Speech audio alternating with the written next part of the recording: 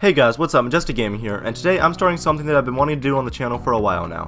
So probably my favorite thing to do on the channel is cover Halo collectibles and talk about them. So what I really wanted to do was kind of this Halo Collectibles Retrospective in a sort of weird order. So what I'm going to do is throughout 7 different videos, I'm going to be covering different companies and their products that they've done related to Halo.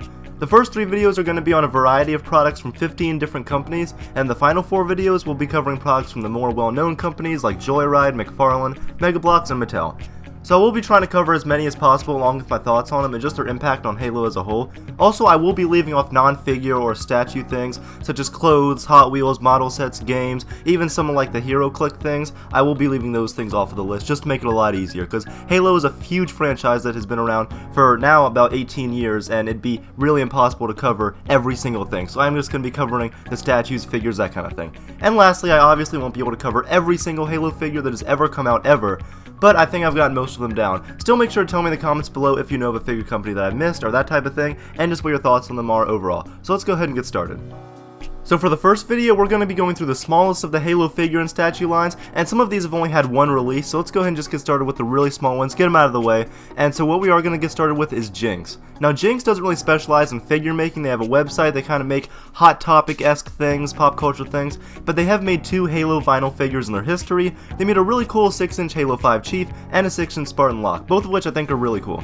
I only have the Locke one, and I just got it at GameStop for a really discounted price. That's the only reason I really picked it up, but I do like it. They both were also released around a year ago, I believe. I know they were showing off on a Halo livestream about a year ago, and I do hope that Jinx continues to make these vinyl figures in the future games. However, I wouldn't really bet on it, but in Halo 6, depending on the collectible reveals we get and all that for that game, I do think there's a chance, maybe if those sold well. I do really like them, so overall, Jinx, I am really happy with what they've done, and hopefully they'll continue to make more Halo collectibles in the future. The next one that you may not be directly aware of is Triforce. Triforce has made a nice variety of video game statues, but in the Halo world, they're most well known for creating the Halo 5 Limited Collector's Edition statue, which I consider pretty solid. I actually remember when they first revealed this statue, I wasn't a huge fan of it. You can even go back and look at my old video that I made when it first got revealed. I wasn't a huge fan. I also wasn't a huge fan that the Collector's Edition was $250 for some reason. I didn't actually end up getting that because I wanted a physical copy of the game, but I thought the statue was decent enough. However, I'm sure if it wasn't worth $150, I personally don't think it was, and now you can get it for like $35, $40, and I am planning on getting that really soon. Either way, Triforce has also made some Spartan helmets, like one for Kelly, one for Locke, but I haven't really heard much about them. Overall, I am somewhat pleased with the one statue Triforce made, and if Halo 6 does get a collector's edition, which I hope it will, and I have seen less and less games lately come with like statues at a more reasonable price, which is understandable because I know they are expensive, but $250 is a lot to pay. So hopefully if Halo 6 does have a collector's edition, Triforce could make it again. I'd be fine with that, and I wouldn't mind them making one as long as it's well designed and a little bit better than the Halo 6 one, and if it's just a more affordable price. Next we have Jakks Pacifics, who has only made one Halo figure, and it's their 31-inch Master Chief figure that I consider to be decent enough. I have the figure, and it's definitely not one that I hate. The pure size of it is kind of cool, and really the paint on it is the only thing that's really terrible, and I'm sure if you guys care at all about that figure, you've seen that video online where some guy repainted it and it actually looked pretty cool, kind of like the 3A figure. But like I said, if you really care that much, it can definitely be repainted, and I doubt that Jakks Pacific would ever make another Halo figure, but if you can find this one for a good price, then it's not a terrible purchase, and that is the only one they've made, and overall, it's decent enough. The pure size of it is pretty cool, and I do like it overall. Another line that Halo has recently been a part of is also Metal's Diecast. They made a Master Chief really recently that I have, and I really like it. There's not too much to it, but it's pretty cheap, and it's just another pretty cool, well-made Halo collectible. I like the Metal's Diecast overall. They're pretty cool, they're good enough, they're pretty cheap, and if you can get them for a good price, I definitely recommend getting the Halo one, especially if they decide to make more in the future, which there's a decent chance they will. I don't know, but if they do, I'll definitely be picking it up, because I am pleased with the Master Chief they have made so far.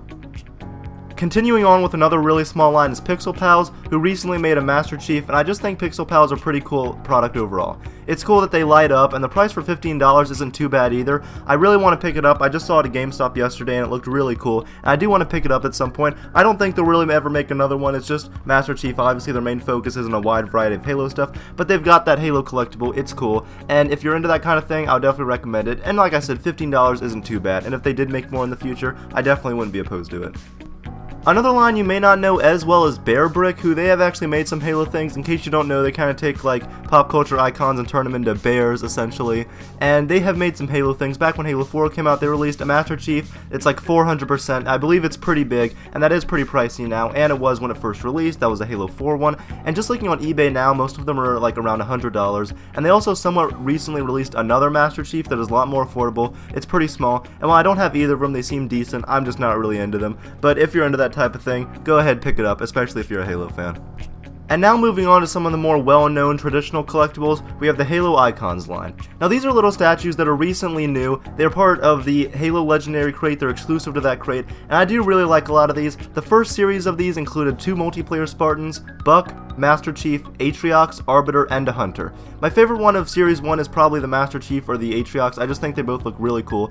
And even the new Series 1s, which so far have included Cortana, Flood, and a Halo 3 Chief based off the Starry Night trailer, are all really cool. The Starry Night Chief is definitely my favorite so far, and I just really like the whole idea of how each series forms a ring, and if you have them all, you can put them together. And overall, I really like the style of these figures. I only have the first one because I just didn't really want to keep playing for the Halo crate every other month, because it was kind of pricey, and I do like all the stuff that was in it. I'm just not a huge fan of that thing, but I do want to get all the figures at some point. I know they do sell them online. I almost bought the Atriox one, and overall, they're just really cool figures. And I remember when they were first revealed, I was a little disappointed because they said figure line, and these are more just like little statues, but overall, I am really pleased with them, and I can't wait to see which ones they continue coming out with in the future. And the Halo Legendary crate seems to be doing decently well, so hopefully they'll keep making them, and we can keep getting more all the way into Halo 6.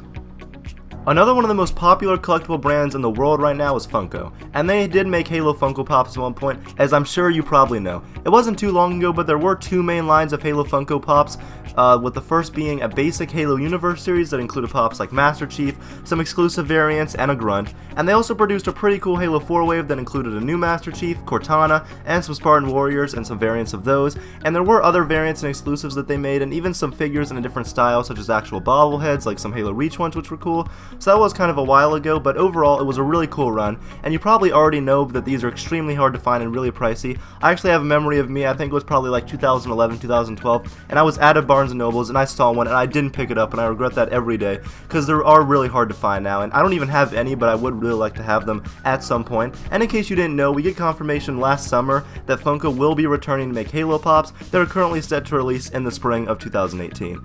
So that is somewhat recent, and I hope that we do get confirmation soon about what the figures will be. Probably some Halo 5 inspired ones, and depending on when we get the reveal for Halo 6, probably E3 of this year, we'll maybe get to see them then. And so this is really cool news, and I'm really excited to see Funko partner with 343 again, and see what products they will be making.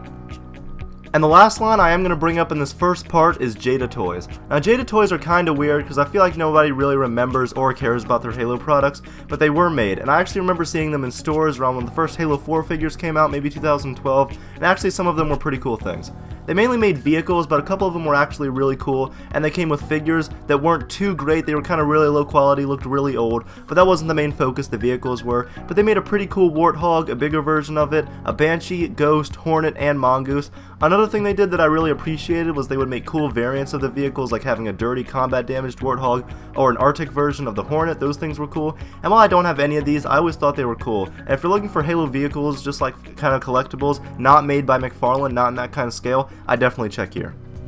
Well, that's going to be it for my first part of my Halo Collectibles Retrospective. Like I said in the beginning, these are some of the really smaller Halo toy lines over the years. I know this episode was a little short, but I hopefully will next time be looking at some of the next high-end collectibles like the Sideshow ones. Those things are cool, but I wanted to go ahead and today get out of the way the really small ones, the ones that just had one release, the Jack Specifics, the Funkos, even though that was a big line, not big compared to like Mattel, McFarlane, that type of thing. I just wanted to go ahead and get the smaller ones out of the way so we can move on to the better things in the future. If you guys want to go to my Twitter, there's a link in the description below and on the channel page, and recently I did tweet all of the 7 thumbnails I'm going to be using, which kind of give a quick outline of how the episodes are going to be. Like I said, the next time we'll be looking at the really nice high-end collectibles, then after that some even more nice ones like NECA, Square Enix, that type of thing, and then after that we'll move on to our 4 main Mattel, McFarlane, Mega Bloks, and Joyride. So tell me what you guys think in the comments below about what we talked about today. Did you guys buy Jada Toys when they first came out? Did you guys like the Funko Pops? And what do you think of the Halo Icons line so far? And just anything we talked about. Like I said, it was a little short,